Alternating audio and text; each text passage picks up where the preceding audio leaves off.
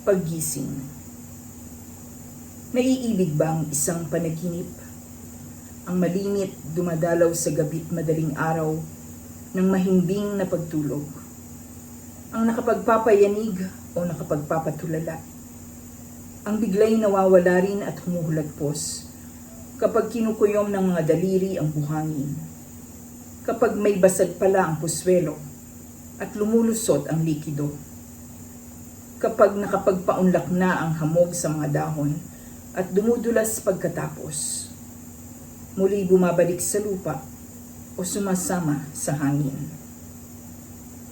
Sa tuwing inaamoy ng mga unan ang iyong mga bisig, ang payapang katawan na tumititig sa malay kong umiidlip, isang daigdig na pinagbubuksan ko't pinatutuloy sa tanging daigdig na di alam ng karamihan.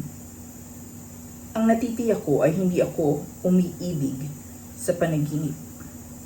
Hindi malayo ang inaabot ng isip, hindi kailanpaman, kundi narito at isang mainit na bulto ng laman.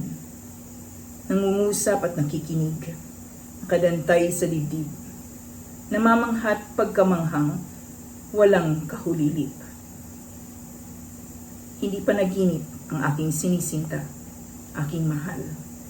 Hindi ang mga darating na taon na babangon ka at maglalakad na isang bagong tao na natupad ang lahat ng ipinangako sa sarili. Nabayaran ang mga utang sa mga mabuting loob.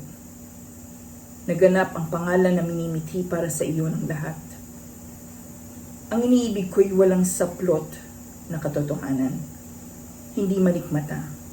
Hindi nagdaang anghel.